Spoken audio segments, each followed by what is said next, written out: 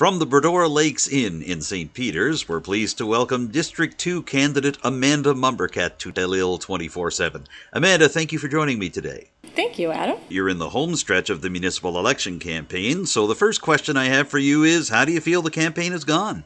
Yeah, I think things are going really well. I have to say, there's been lots of great response from people when I'm knocking on doors and having conversations, and I've got some great signage out. Was designed locally here in town, and it's been just overwhelming the amount of support. I ran out of signs twice now, so so it's been a really fantastic response from the community.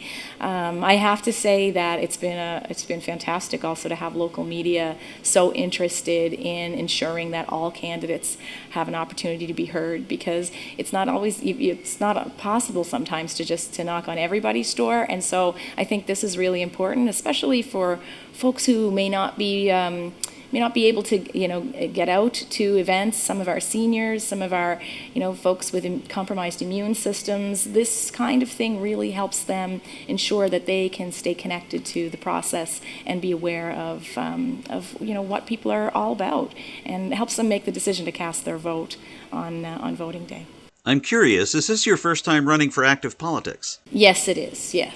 Have you found the campaigning experience to be different from what you expected, or has everything pretty much gone according to plan in this municipal election campaign for you? I think things are a little different than what I expected, but I think that's primarily because of the global pandemic situation that we're in right now.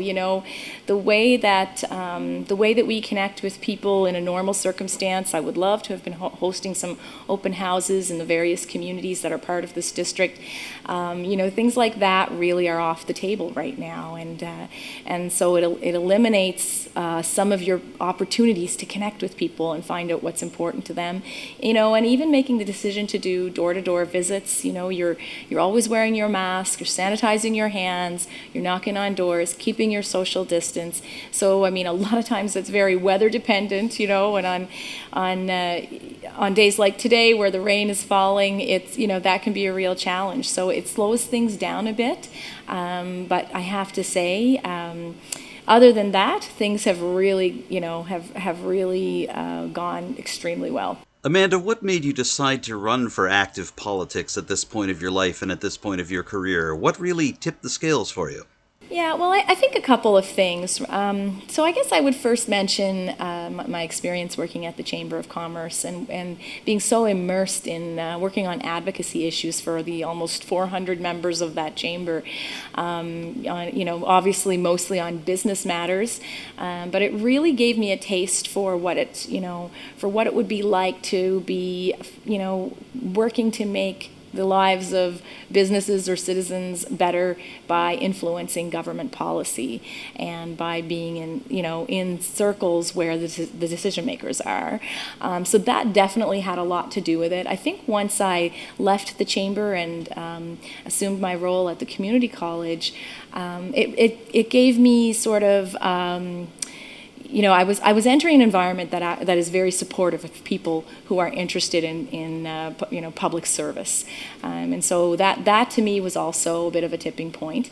And I have to say, politics has been on the back of my mind for a long time, because I've always been involved in my community, and when you're involved in your community, it exposes you to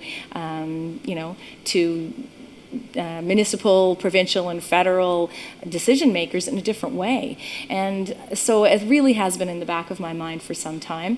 Probably the catalyst for me was maybe around the Women's Leadership School, and knowing that was coming up, and I felt with the advent of that idea that there'd be a really strong support network there for women entering politics, and that gave me some great confidence. And of course, when Richmond County decided to not support that school, it sort of galvanized me, I guess, a little bit in my approach, and I understand the reasons why that decision was made, but I guess from my perspective, I would have made a different decision, and so I wanted to have my voice heard at the table. I think it's important to have gender balance at that table at the municipal council, and so yeah, I guess in previous conversations I've kind of summed it up by saying, what if the voice of a woman can make a difference at the table, and what if my voice can make a difference? And so that's why I jumped in the fray. You mentioned your years as executive director of the Strait Area Chamber of Commerce, and of course before that you spent many years as one of the key people with the Strait Highlands Regional Development Agency. Do you feel that your experiences working with everybody from small businesses to festival organizers during these years has given you a collaborative approach that you think would work well at the Richmond Municipal Council chambers?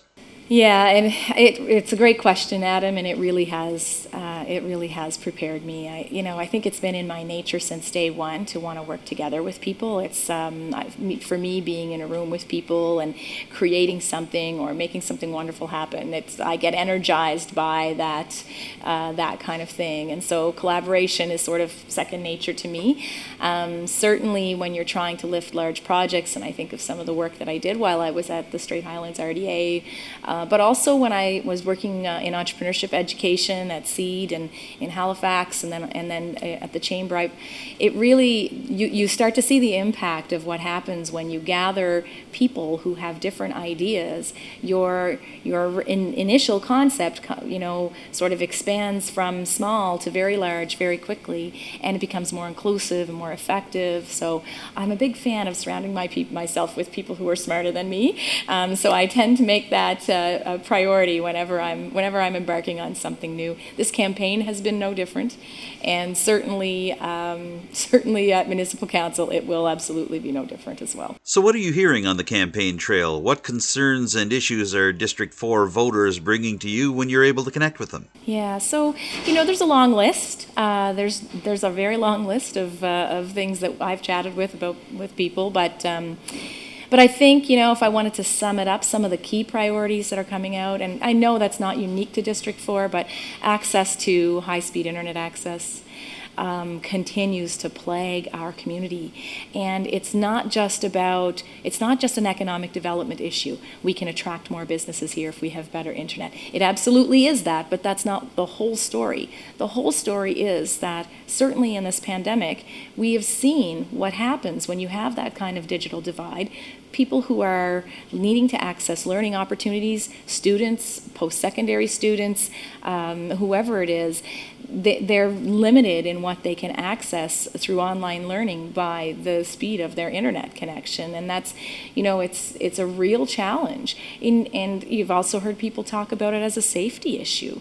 If you don't have, internet or cellular service in a certain area and a disaster happens, and we have seen that happen in this county, it poses a real safety issue. And so that's absolutely been on the minds of residents here as I've been talking to them. I would say, and of course roads continues to be, a problem, and the state of our roads. But honestly, I would say another chief priority would be around access to our healthcare. People are worried about Strait Richmond Hospital. They're worried about the Kingston Health Centre. They're worried about physician recruitment. So, it's been really great to be able to talk to folks about physician and other healthcare professional recruitment and explain about the work that the Cape Breton South Recruiting for Health Committee has been doing, because we've been getting some media attention, but we're not exactly a household name yet, and we want more people to be aware. We want more people to be engaged, because that will make us stronger in our ability to attract and retain new healthcare professionals here. So, yeah. Now, how do those concerns line up with your own priorities as a candidate?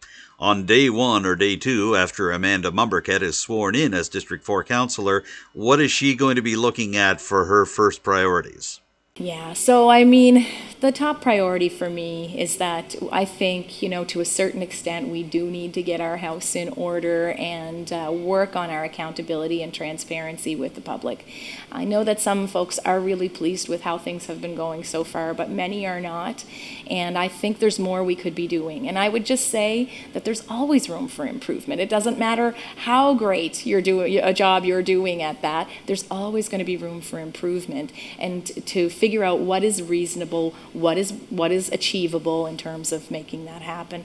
I'd like to see things like question period come back to council. That's critical for, in my opinion, to make that happen. I'd like to see more members of the public become engaged on committees of council so that they know, they're not just feel, but they know they are part of the solution to the challenges we're facing in this county.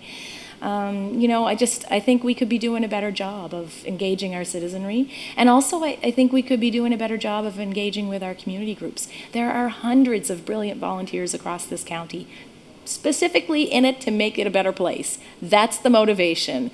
And I just think we should be supporting them at every turn. And I have said this before, I will say it again, it's not just about giving away grants and donations, it's also about asking folks, how else can we support you in what you're doing? Because the municipality has resources and we all have connections. So how do we tie that all together into making some great things happen here? Amanda, you were one of 10 people taking part in the Richmond Candidates Forum at our Telile studios on Monday, October the 5th.